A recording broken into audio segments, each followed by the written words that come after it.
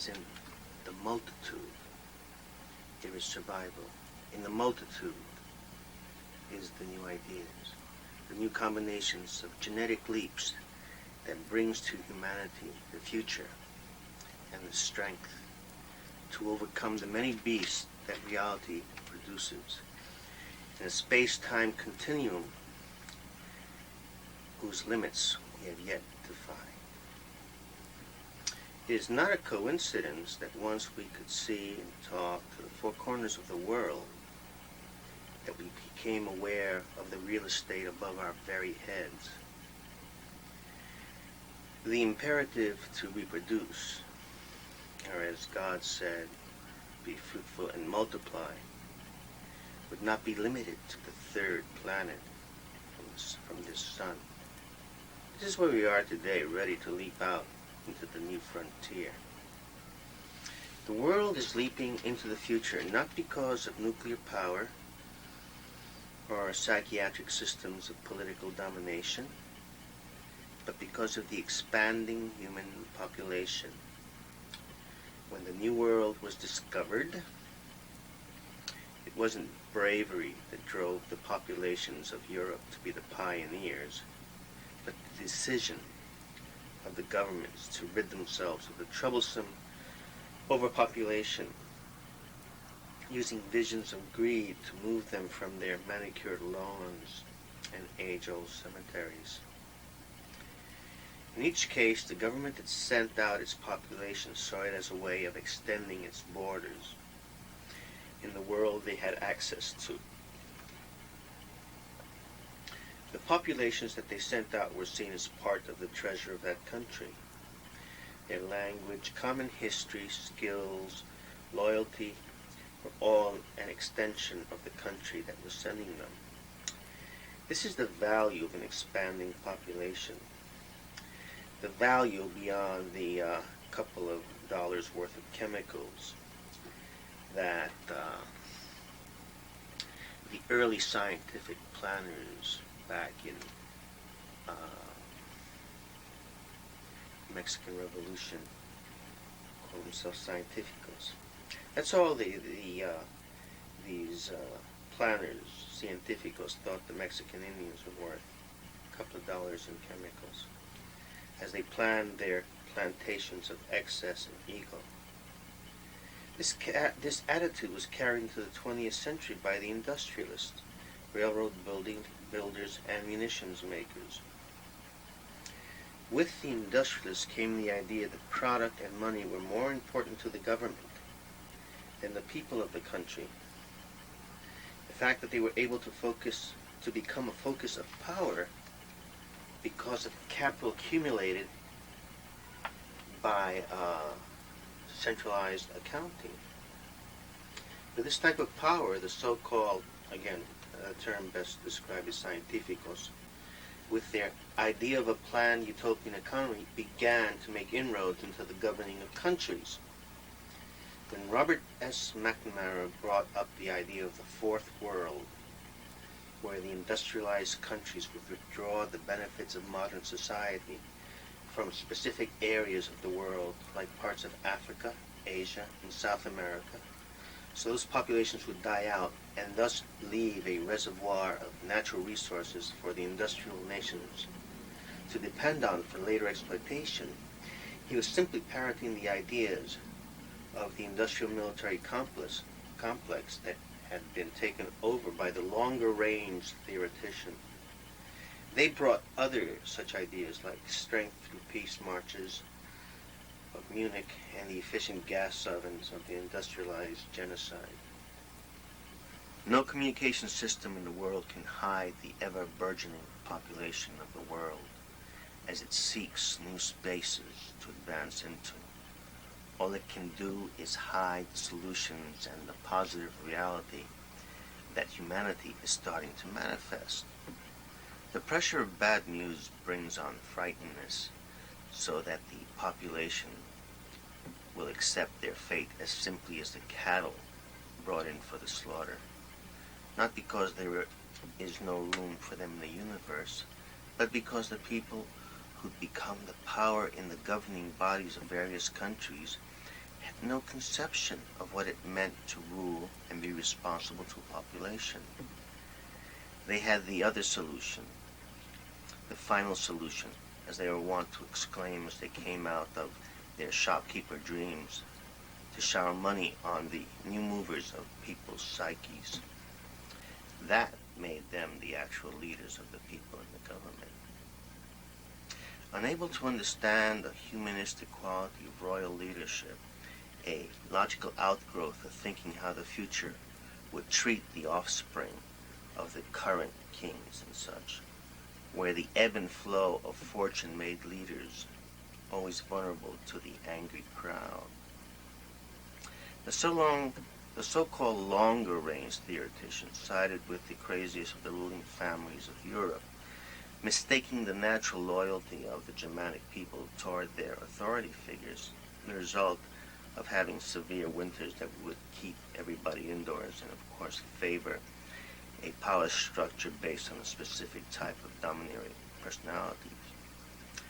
For the logical leaders of the 20th century, this century has shown the inability of that group to understand the human condition. Space travel to them was the right of the elite. If you remember your history in the voyages of Columbus, it was the right of the lowest to explore the new frontiers.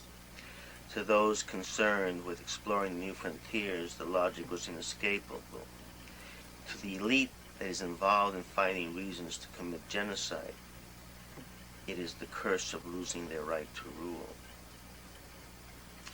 The Holy Roman Catholic Church's stand on abortion showed that the 20 centuries leading the Western world was no accident, and that they were understanding the enormous size of the universe and the illogic of thinking in such limited manners. Unlike the elite that only fought for their own, the Catholic Church is fighting for everybody's population, much to the chagrin of the gender controllers, who have been busy finding ways to blame overpopulation and exercise genocide on a racial basis, expecting the largest empires in the Western world to back them in their attack on the yellow races. Impossible to the elite that thought itself the power of the modern world was the 3,000-year history of resource management that was China's legacy to humanity. They also turned their back to the various harmonizing religions that made life simple and energy efficient. Instead, they demanded that everyone know their increasing acquisition of larger shares of the resources of the world. I'm sure the homegrown elite thought it would go like the West, where genocide of the American Indians resulted in the freeing up of the Western territories for colonization. But that was the result of the population explosion that forced the Indians out of their lands, not the elitist idea that they were acting with God's will. The informal government that based its right to genocide on the genocide basic to the Western expansion into the Pacific lives no longer within the right of the population expansion. The Indians learned that no matter how many whites they killed, there were always more whites that would follow, and so they ran out of space and the West was won. Faced with the same reality as we all are, requires decision based not on ego or greed, but on what is the natural flow of humanity. All people want to survive. All people want an expansive reality. All people compromise all the time to reach new heights of existence. And technology has reached the other planets over 20 years ago. We already have people living off pension plans who did all of their work in the field of space industries. These same people who were so quick to see the need of the people of the world to move freight and themselves to new land are unable to see the need for the expanding population to find new territories in our solar system. Instead, they engage in genocide. Perhaps, as the rest of their social planning indicates, they were only a one-idea people, not the needed world movers and goal makers that society should depend on, no matter what power they seem to manifest. Control that the elite capital accumulators are now under allows them no escape. Genocide is against civic law, moral law, and human sensibility. The masses have continuously ferreted out the elite that tries to wipe them out, and in the process eliminates that part of the genetic pool that thought their jewels, metals, and wealth was the grace that God had given them to act as God over populations that were not into the accumulation of wealth and power. The French Revolution, that has been lately disgraced by American media for its definitive way it dealt with the supposedly controlling elite that had run France to the ground. In one example, one day the king was safe in saying, "L'État c'est moi," the state is me.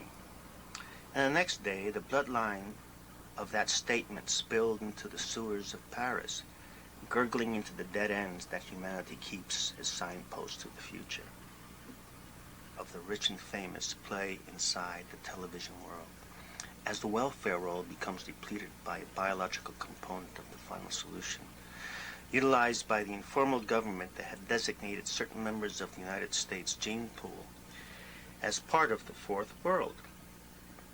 Again, what they were selling to the various bureaucrats was that someone had to bring the population of the United States into line with the limits of our small planet. Why did these so-called energy managers ignore the lessons of China? Why didn't they take it for granted that mankind was able to live in close quarters, in style, and in a harmonious manner for thousands of centuries? The reason that they would not think in those manners is because they are not part of the genetic pool that rules humanity. The energy managers are rather part of the genetic pool from the tradespeople whose work defines their lives. They're not developed to think about the flow of history and its responsibility toward humanity. The strength of most of us in the third world is the love of the expansive nature that constant revolutionary process has made in the way the world can work, and the great joy we all feel in conserving our traditions. It is as though the human race sees the need for this diversity of tradition to protect our expansion into the universe. Planetoid. The inability of the space program to see the acres of new frontier as a place for expansion can easily be attributed to the society of Nazi rocket engineers that masqueraded as scientists and thus set the goals and understanding of what space exploration was about. For the sake of their war on the United States and the countries they wanted to conquer, there could be no exit from the final solution plan to the population expansion question. The scale that is needed to take the pressure off of the decision makers in the United States so that they can deal with resources intelligently was sidetracked by shifting the space frontier into an elite scientific what can we do in space that we can't do on Earth spiel, rather than dealing with it as new real estate. It was a place for fighting wars and looking at the universe. The rockets they used were economical rather than expansive. Note the difference in the ability to throw large payloads between the United States and the Soviet Union. All the Soviet Union did was attach large rockets together to achieve the large payload. That wasn't high technology. That was the desire of the Soviets to utilize the effort in a larger way. You get to the scale of operation where the population of this world expands in the next decade into the solar system and onto a better life than is available on Earth. The scale is obvious. The population control people are demanding an Earth population of only 2.5 billion people, so that this fragile biosphere can save itself from the greenhouse effects and save its Brazilian rainforest. We are at, latest figures say 6 billion, and ready to leap into the new real estate that represents not only Mars, the Moon, and the asteroids, but the multiple orbits similar to Earth for large habitoids that are commonly called planetoids or artificial planets, made to allow humanity to expand into our celestial backyard. We don't have to wait until we have faster than light drive to expand into our solar system. Tools and the technology is mature, capable, and easily accessible to all countries, rich and poor. The benefits to the Earth will be enormous, besides relieving the pressure of the population, honorably and without psychosis for future generations. It will solve numerous problems. To what's new in terms of technology. The largest payloads can be achieved now using the superconducting technology to create electromagnetic systems that can throw into outer space all of the constructions needed for a planetoid 250 miles square and its attending 5 by 10 mile cylindrical spaceships capable of housing 1 million people habitats. In the process of building these systems, the grids designed to guide the freight to the proper orbits will be able to supply the world freight with 22,000 mile an hour shipping from the geocentric orbits.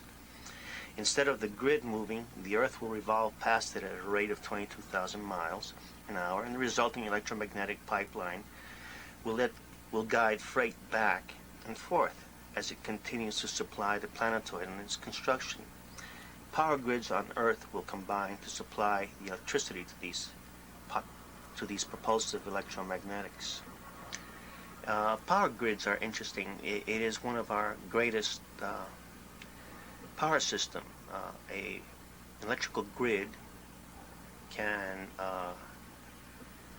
be used from entire nations, even continents, and shunted into spaces that can be used to power the electromagnetic realities. Okay. Another problem that will be solved is the food supply of Earth, as the planetoid food supply will be based on soilless farming that will solve the vagaries of drought and natural disasters that have plagued humanity. As the environment will be man-made, humanity's need will make the space ideal for its inhabitants, and since we're talking of the people that were targeted by the informal government, these populations will be paid for the bother that the so-called elite put them through. They will be paid in other ways beside careful, healthy housing and reliable food supplies, as once the planetoid is finished, it will transport 500 million people from India, Pakistan, and Bangladesh to Mars, so they can colonize Mars with 500 of the spaceships as pre-planned habitats. With Mars colonized, the planetoid goes on to mine the atmosphere of Jupiter for the various gases that Earth needs to power itself. These are not goals that will be achieved in 100 years or even 50 years.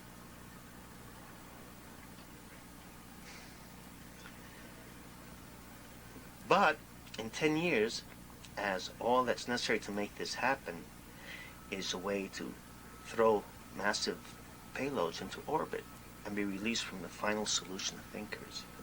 This is not a stopgap solution to the population crisis. It is the reason that Earth has been producing its current crops of humans. The human race's most valuable product, to the billionaires or to the poor man looking at his child.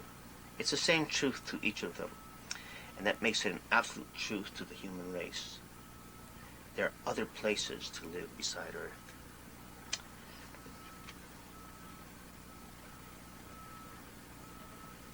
The reality of the planetoid thrust into world history is that it solves the most pressing need of humanity.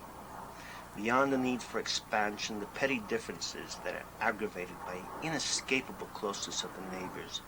And for this, we only need to look at the insane tensions between Pakistan and India, Thailand, Vietnam, Korea, and Japan, all countries that will benefit from the first planetoid expansion. It is for a moment, if for a moment you can accept the fact that this large-scale undertaking into space will occur, the seemingly insurmountable differences can easily be seen as enormously petty squabbles that interfere with the necessary large-scale cooperation needed to place a large part of their population into the new frontier.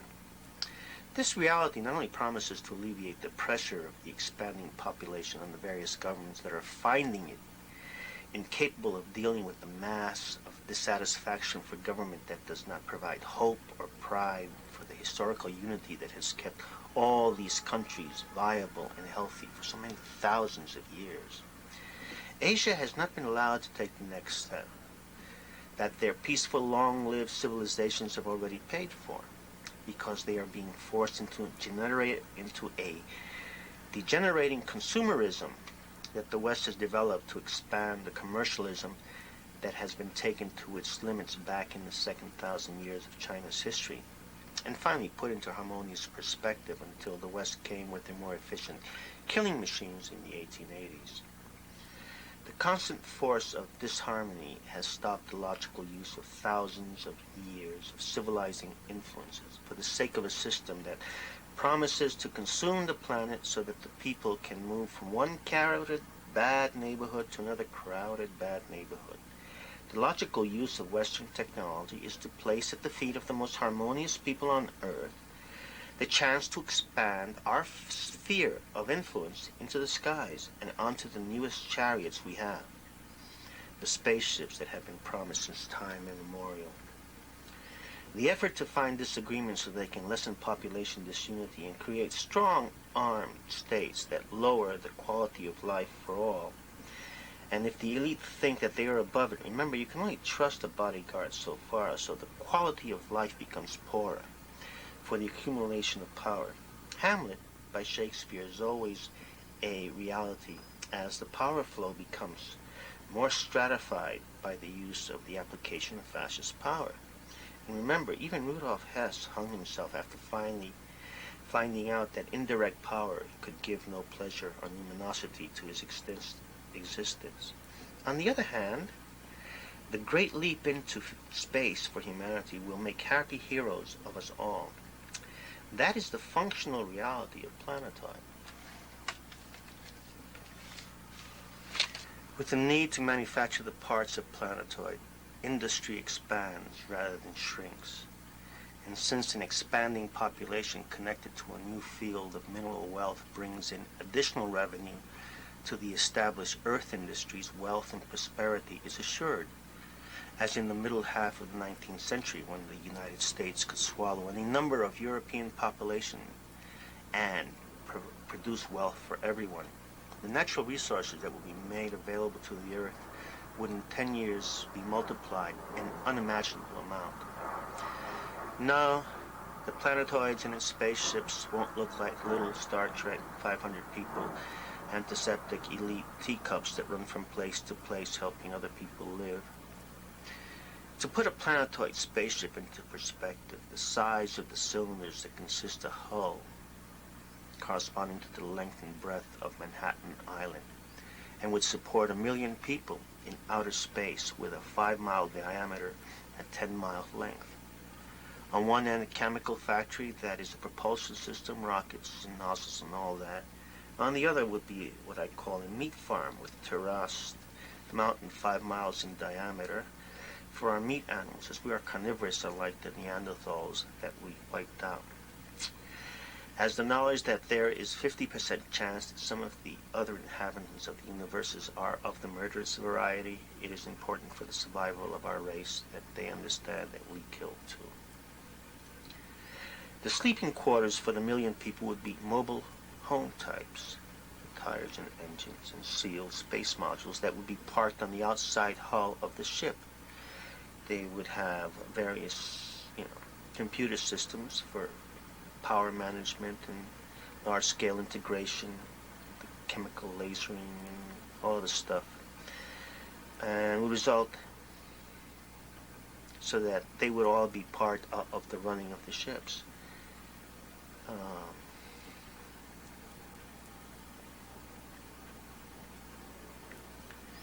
These space modules would also be launchable with their chemical propulsion systems that they are parked on and interconnected with.